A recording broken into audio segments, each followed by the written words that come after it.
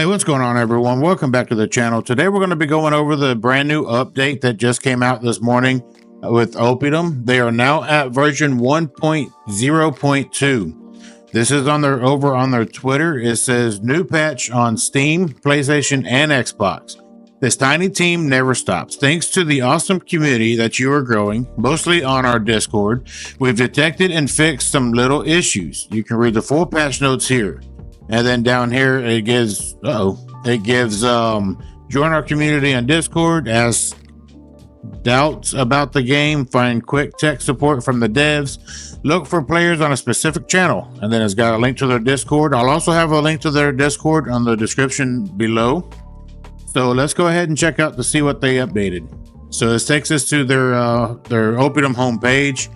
It's got the town of Oppidum in the back, patch notes, and then the version that they updated to. May 6, 2025, like I said, it came out this morning.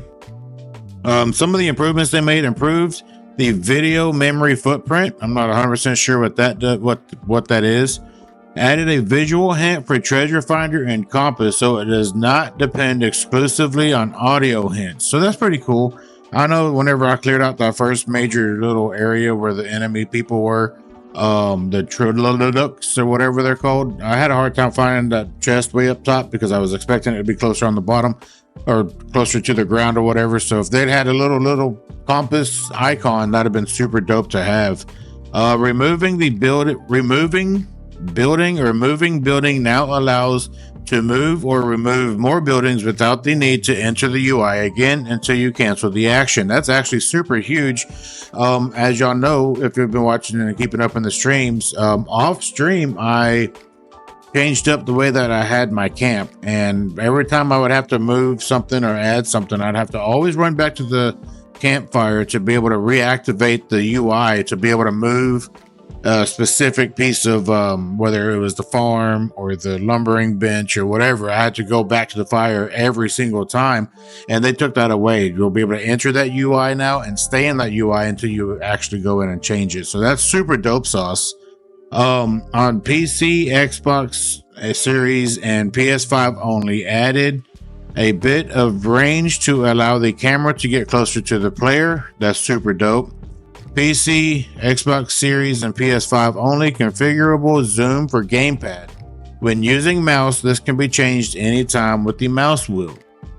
So that, I mean, I play on PC, so I mean, the fact that you can zoom out, and maybe it'll stay now, because I did realize that whenever I zoomed out over time, I would end up right behind my character. So maybe that's what they're talking about. I don't know about the Xbox and the PS5 versions, if y'all even had the slider bar or whatever, but it sounds like that's what they added. And if that's the case, that's super dope. Just be careful, because sometimes in games, whenever you increase the FOV, is essentially what we're doing, right? We're getting further away from the player to be able to open up and see more.